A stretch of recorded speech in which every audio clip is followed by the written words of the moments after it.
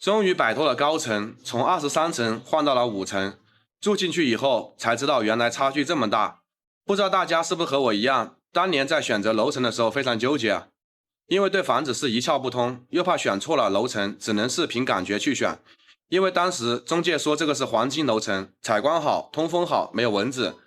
视野开阔，而且这一层价格相对其他楼层也高了不少。我以为价格高肯定就会好，而且也确实被这些优点征服了。这完全就是我想要的生活，于是我就果断定了这一层。但万万没想到，住进去以后和想象中的完全不一样，越来越多的问题让我备受折磨。首先第一个问题就是等电梯的时间久，说实话每天等电梯真的是太痛苦了。我估计很多人住高层的朋友也会有这种感受吧。我这虽然是2部电梯，但感觉根本就不够用。每天乘电梯的人非常多，尤其是早高峰的时候，年龄从小到老什么人都有，上学的、上班的，还有出去买菜的，2部电梯都被挤得满满的。本来电梯里面就要等上几分钟，好不容易上了电梯，又要忍受着几乎每层一停的节奏。有时候如果赶时间，在电梯里面急得都快疯掉了。有人说这个问题慢慢就习惯了，刚开始我也这么想的，但是时间长了我发现非但没有适应，反而越来越痛苦了。第二个问题就是电梯里面的味道难闻，其实在装修的时候就发现了，电梯里经常有一股油漆的味道，因为空气不流通，持续了很长一段时间都会上不掉。后来大家装修都结束了，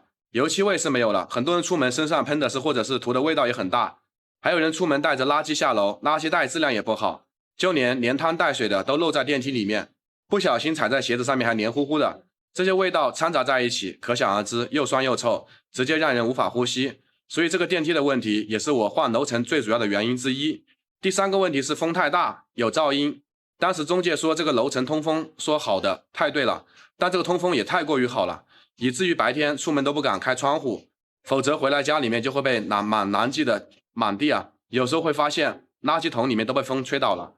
后来我出门都不敢再开窗户了，只能等下班回来后再给房子通风。风大就会有噪音，有时候大风天气，只要关上窗户就能听到风的呼啸声，声音特别大，而且很尖锐，晚上很难入睡，还很多次被吵醒，睡眠质量也越来越差。第四个问题是水压太低，高层自来水是通过2次打压供上来的，供水系统好坏决定了这个楼层的水压的高低。我家的水压都非常低，水流小可怜，平时洗菜做饭都能明显感受到，如果在用水高峰期那就更惨了，打开水龙头看着都是着急，所以我买了几个水盆水桶，经常提前1天晚上把水放出来，留着第2天用，只有这样才不用在水龙头前面苦苦等待了。但最大的问题是洗澡，洗澡水又不能提前放出来，而且也没有那么大的水桶，所以只能慢慢的冲洗，有时候不耐烦了，甚至连身上的沐浴露都没有太冲洗干净就不洗了。因为太着急了，所以住在23层给我带来太多的痛苦。如今换到了5层，才知道居住差距才会这么大。